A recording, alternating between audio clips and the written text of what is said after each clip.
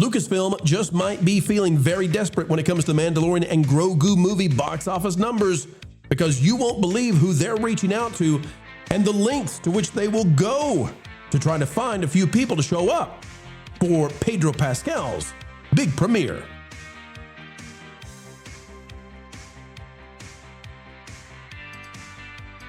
It's a great day. It's a groovy day. It's a wonderful day to be alive, ladies and gentlemen. And we are here covering the stories that truly do matter, the entertainment we clamor for.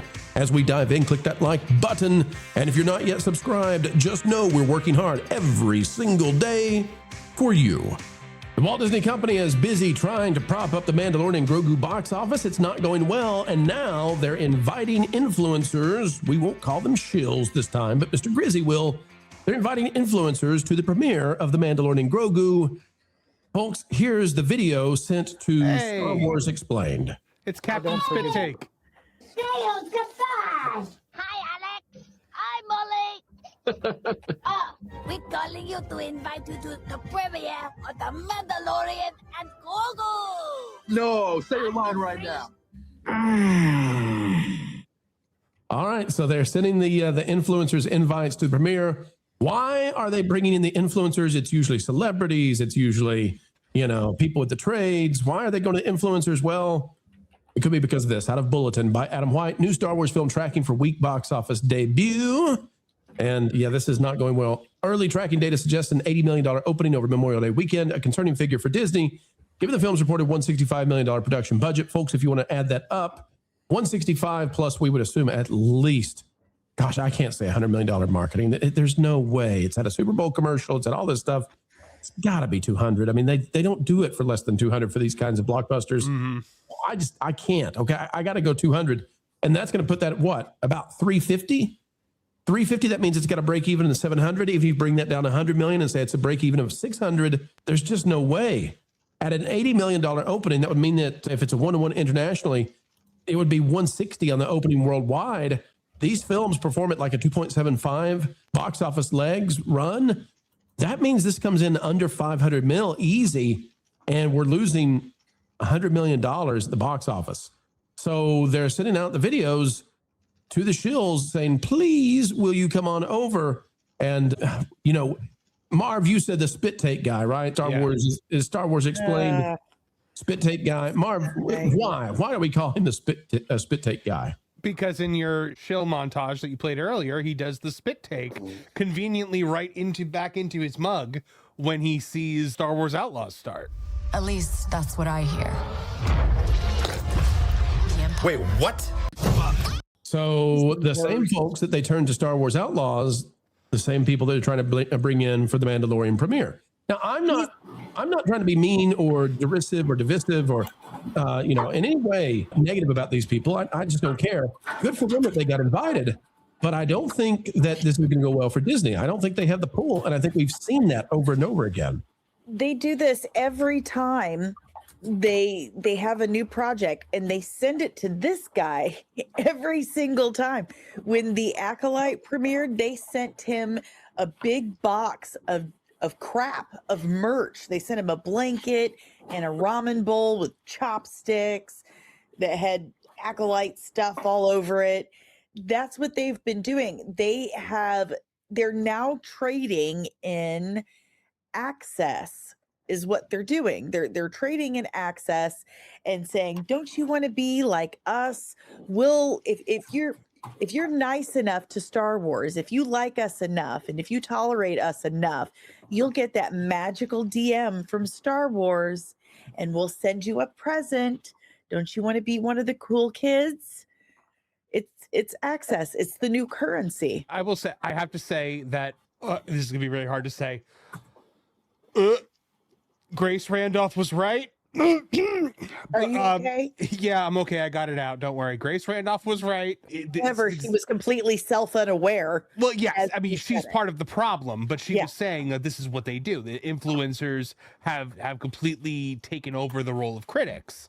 And this is 100% what that is. They're just inviting people along to boost this movie and to essentially just make it sound like it's the greatest thing ever, because people form a parasocial relationship with influencers. They think of them like their friends, and they trust what they say, and they don't realize that a lot of them are bought and paid for. Lauren, I'm not trying to be disparaging to the influencers. They do what they do. I know why they do it. When I see Disney, though, reaching out to them with these unique puppet things, and we're not, I hope Disney doesn't think that we want them to do that for us, because we would just reject it. I mean, we have a policy of no quid pro quos. We would not go. We're going to pay the ticket like everybody else. But Lauren, if Disney thinks that the influencer is going to bring folks to The Mandalorian, I don't think that's going to happen. I don't think that these people actually have any influence whatsoever with normies at all. Laugh at them. Well, to normies, no, absolutely not. But I also think that it communicates that you're desperate. You know, you shouldn't do this kind of marketing. If you're confident about your material, it will speak for itself. Just put it out there. It's kind of tricky to know how to advise them for this particular movie, because I'm banking on the theory that there's more to this movie than what they're telling us, and that's deliberate. But it's a really, really risky strategy, given that people already aren't excited about it. So that sort of lends itself to thinking maybe this is just a lightweight movie, and if so, they're in real trouble. The other thing too is these puppets in normal lighting look really silly. They look cheap. Yeah, and they are silly. It looks like Fraggle Rock. This may make me sound a bit like a shill here myself. The Anzellans have grown on me, and I don't know why. I don't like anything about them. There are tweezers that will remove them. That's a Sarlacc, Lorne. If you need help, your neighbor will likely assist you if they're on your back or nether regions. Yeah, anyway, I don't think they should be doing this. I think that this just, again, communicates that you don't have confidence in your own material. And influencers who do this kind of thing, they do come off as fake.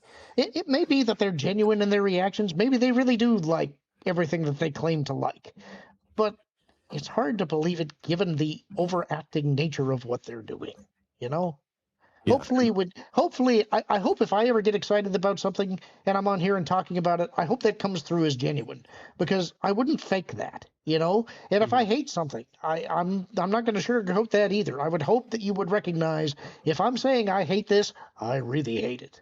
And we would never here on this channel stoop so low as to using puppetry to promote anything. Go fund yourself, Bob. Hey, Andy, I couldn't help but notice one of the problems here is, they put these puppets out in the light and they don't look great. They don't look good. And I noticed the stuff behind you actually looked significantly better than what Lucasfilm. I mean, look at this. I mean, this just does not look great. Andy, could you get the tiny little Culture Casino, the updated Culture Casino? Could you bring him up to the video, please? I mean, just look at the detail. Look at it. This is what Lucasfilm should be doing. Not culture per se, but Andy, what do you make of them not being so well received in the way they're doing these videos? I think when they fired everybody that they found problematic, they fired a lot of talent, and they don't have anyone to replace it with. They've got everyone who's grown up on CGI from the prequel trilogy thinks that the art of practical effects are passé and outdated.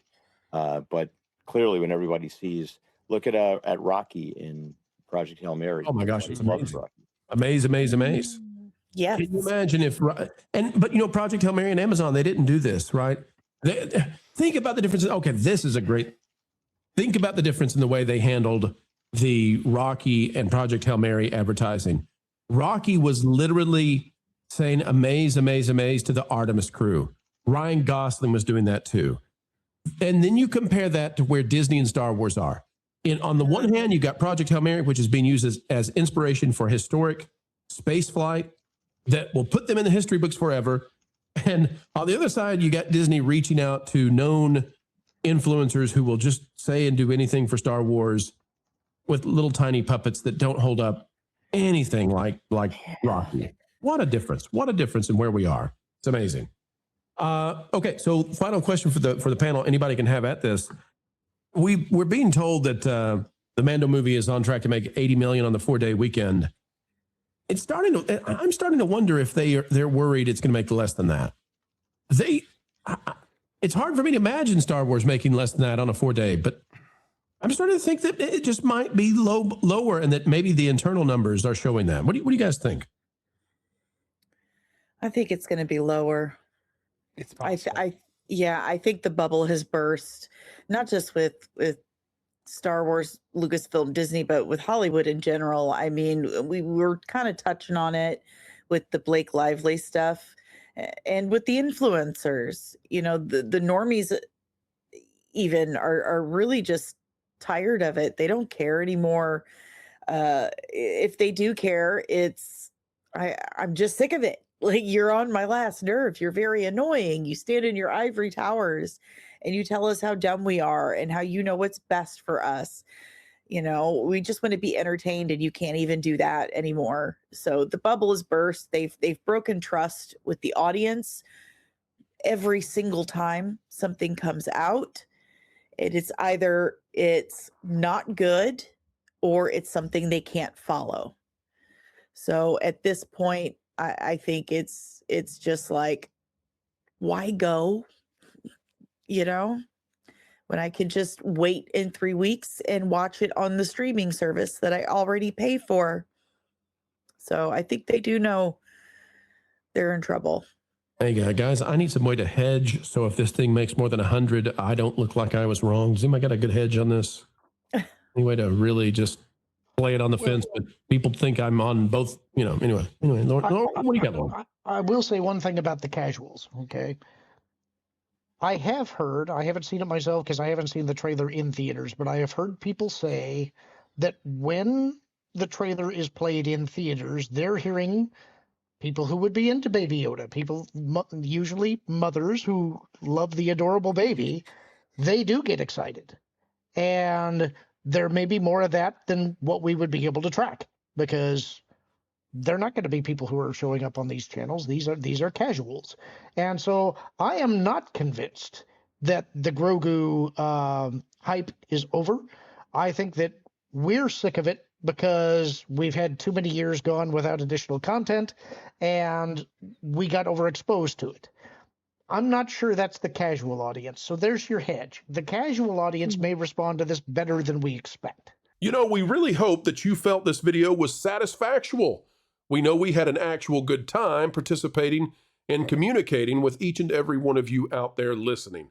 It is a great honor. It is a great pleasure, even a responsibility to do this on a daily basis. You give us the dream job we love doing, and for that we can never say thank you enough. There's only one small favor we ask beyond what has already been done, and that is, folks, consider it. That is clicking the like button. Share, subscribe, click it, stick it to those pesky algorithms.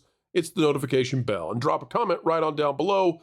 Let us know your thoughts, because your thoughts do indeed matter, no matter what the mainstream media would otherwise say. Folks, as we say every single time we end these videos, because we mean it, keep learning, keep growing, and keep having fun.